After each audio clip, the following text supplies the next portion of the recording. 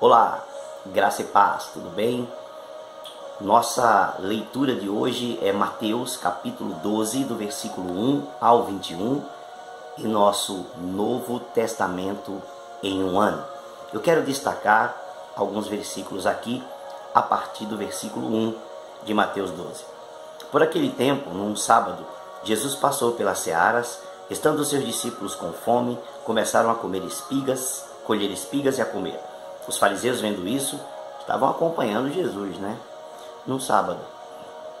Disseram: olhe, os seus discípulos estão fazendo o que não é lícito fazer no sábado. Mas Jesus lhes disse: vocês não leram o que Davi fez quando ele e os seus companheiros tiveram fome? Como entrou na casa de Deus e comeram os pães da proposição, os quais não era lícito comer, nem a ele nem aos que estavam com ele, mas exclusivamente aos sacerdotes? Ou vocês não leram na lei que, aos sábados, os sacerdotes no templo profanam o sábado e ficam sem culpa? Pois eu lhes digo, aqui está quem é maior que o templo. Mas se vocês soubessem o que significa quero misericórdia e não sacrifício, não teriam condenado inocentes, porque o Filho do Homem é Senhor do sábado. Muitas pessoas em nossos dias utilizam a expressão religiosidade. Nem tudo que as pessoas chamam de religiosidade é, de fato, religiosidade. Há, às vezes, uma palavra emprestada, em sua grande maioria, dos termos, e difícil de encontrá-la de forma explícita e clara nos textos da Escritura. No entanto, para compreendermos religiosidade, precisamos entender os aspectos da fé de um povo, de uma nação, de um grupo de pessoas, e o que está relacionado com esta crença e com esta fé, para entendermos o significado de religiosidade.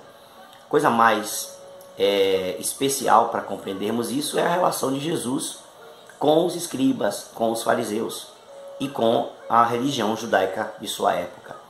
Jesus, em todos os sentidos, em todos os momentos, é acusado o tempo todo de quebrar a lei, principalmente a lei do sábado.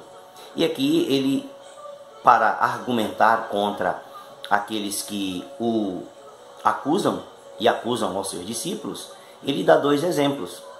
Ele dá o exemplo de Davi, que comeu o pão que estava no templo, na casa de Deus, e dá o exemplo dos sacerdotes. O exemplo dos sacerdotes é interessante, porque eles sabiam que os sacerdotes, no sábado, precisavam trabalhar no templo. Para quê? Para limpar o templo de todos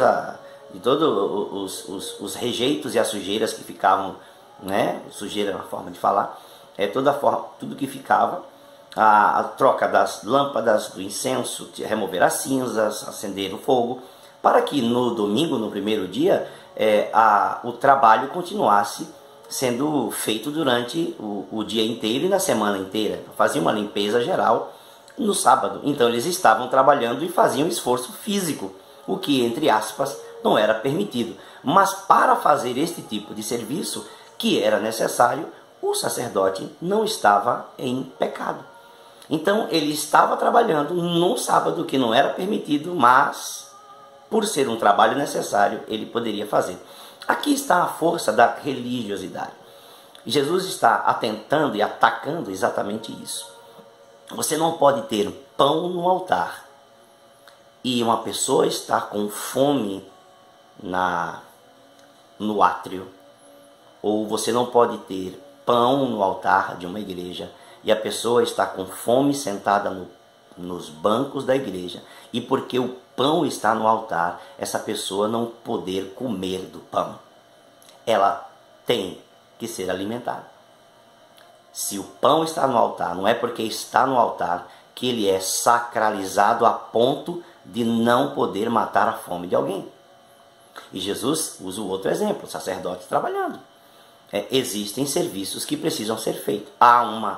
Jesus nunca quebrou de fato o sábado, mas Jesus guardou, entre aspas, o sábado da maneira correta. Era um dia de descanso, mas se necessário fosse realizar o que precisa realizar, inclusive saciar a fome dos que têm fome, isso tem que acontecer. A força da religião, ela é quebrada pela misericórdia.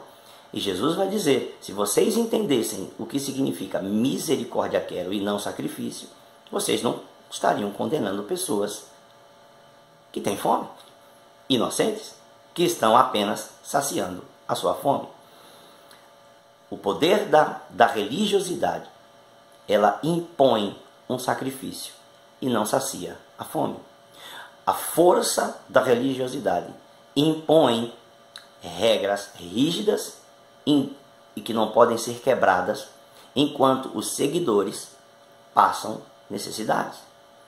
E é exatamente isso que é religiosidade.